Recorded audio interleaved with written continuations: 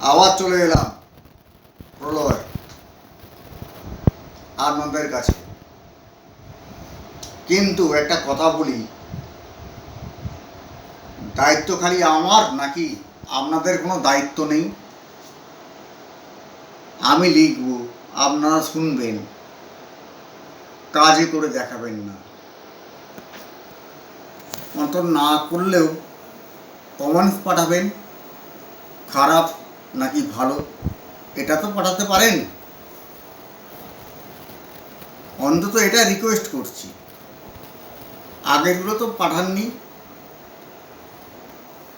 যদিও না পাঠিয়ে থাকেন, এখনও বলেছি আবার শুনবেন। লেখাগুলো ঘামে ঝরা রক্তে ঝরা এটা লেখা, এটা কোনো কারোর লেখা নিয়ে কবিতা নয়, এটা আমার জীবনের কাহিনী। আমি যাগুলো দেখছি সমাজে সেইটা নিয়ে আমি লেখাটা চালু করি। আমি তো আজকে যে লেখাটা আমি লিখেছি, এখন যে পরিস্থিতি চলছে তার উপরে বেস করে আমি এই লেখাটা আমি লিখতে বাধ্য হয়েছি। এমনি কিছু নয়, কিন্তু একটা আগে কথাই বলে যাচ্ছি যে ভালো করে শুনবেন, বুঝবেন, ভালো লাগে না লাগে অন্তত কমেন্টস একটা করবেন, এটা রিকোয়েস্ট থাকলো। এবার আসা যাক, এটা একটা মানুষ একাধিক নয়, কিন্তু একটা মানুষ একাধিক নয়, কিন্তু একটা মানুষ 10টা বিছানায় একসঙ্গে শুতে পারে না। একটা মানুষ একসঙ্গে 10টা গাছে উঠতে পারে না। একটা মানুষ একসঙ্গে 10টা সেজে গান গাইতে পারে না।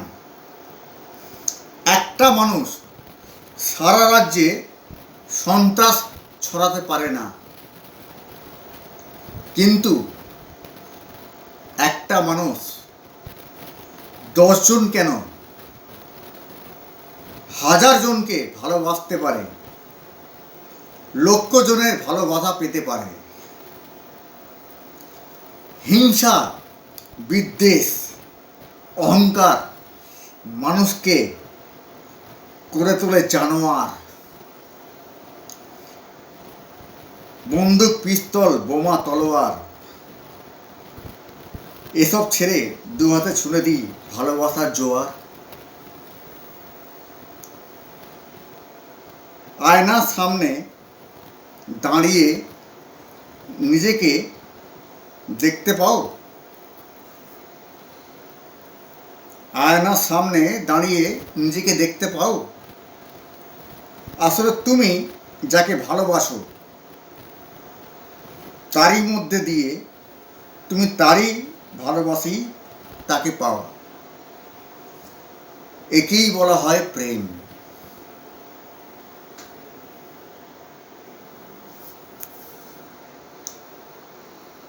এটা একটা জানালাম, একটা মেসেজ। আর একটা মেসেজ একটা জানাবো, যেটা এই ইন্ডিপেন্ডেন্স এই টাইমে একটা জিনিসের দরকার পড়ে যাচ্ছে। যে আপনাদের রিকোয়েস্ট করছি যে এখন যে সময়টা চলছে, কোনো রাজনৈতিক পথে পা দেবেন না। এরপরেও আমার লেখা আছে, কিন্তু এটা আমার শেষ নয়।